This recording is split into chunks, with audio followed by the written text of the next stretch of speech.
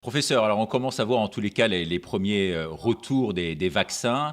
D'après vous, est-ce que les vaccins fonctionnent? Vous avez des données statistiques précises et toutes les mesures possibles à Marseille. Il faut dire je crois qu'il y a près de 800 personnes, hein, c'est ça, qui travaillent à l'IHU. C'est le plus grand pôle d'infectiologie véritablement de France.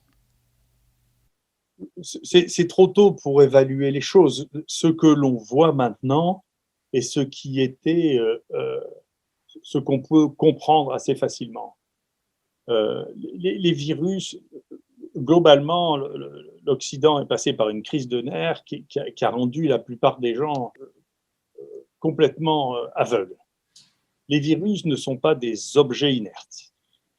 Donc, la plupart, une partie importante de la science qui s'est développée dans les pays occidentaux a considéré ce qu'on appelle la recherche mécanistique, c'est-à-dire l'interaction moléculaire et seulement l'interaction moléculaire, c'est-à-dire on a un objet, un autre objet, et on regarde comment ils fonctionnent l'un avec l'autre comme dans un puzzle. Mais le vivant n'est pas comme ça, il bouge tout le temps. Et donc là, ce que l'on a pris, c'est ce qui fait la spécificité du coronavirus, c'est une protéine, on appelle Spike. Et donc, il y a une partie du monde qui est obsédée par les stratégies mécaniques et moléculaires, qui a fait des vaccins seulement sur cette partie Spike. Donc ça, c'est les vaccins Moderna, AstraZeneca et Pfizer.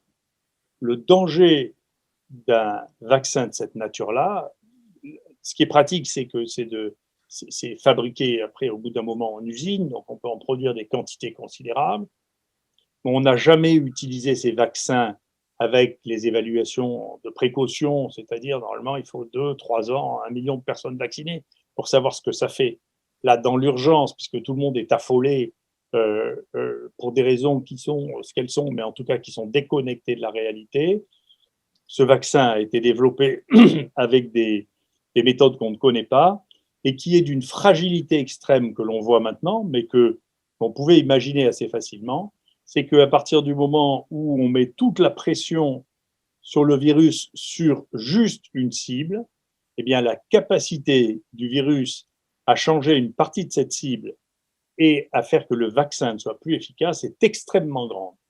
Et c'est ce qui est en train de se passer apparemment, d'une part avec AstraZeneca, et d'autre part, j'ai vu que Moderna était en train de dire que sa troisième production de vaccins allait intégrer les variants, mais ce sont les variants connus maintenant. Est-ce que vous appelez ça vaccin? Vous appelez ça vaccin, vous?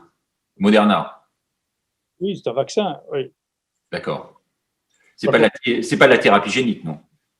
Non, non, c'est un vaccin. On vous envoie de l'ARN et vous le transcrivez vous-même en une protéine et vous développez les anticorps contre cette protéine qui est une protéine qui n'est pas à vous.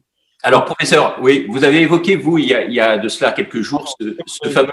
Oui. Les Chinois, en revanche, développent un vaccin qui est un vaccin que moi, personnellement, j'aurais choisi, qui est le vaccin qui est comme le vaccin contre la grippe, c'est-à-dire on prend des virus qui sont des virus entiers, qui sont inactivés, donc on sait qu'ils ne vont pas vous donner de maladie, et ils ont des résultats qui sont exactement comparables à ce que l'on a contre la grippe, et qui ont plus de chances de résister aux variants parce ils comprennent le virus en entier, y compris d'autres parties qui donnent aussi lieu à des réactions immunitaires, et donc qui sont moins fragiles sur le plan des variants.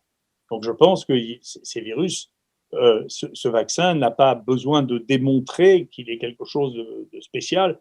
C'est un vaccin normal, fonctionnel pour la grippe, et qui correspond au même type de questions. Et vous savez, pour la grippe, chaque année, on fait une soupe de souches différentes parce que, comme ce virus-là, le vaccin contre la grippe mute.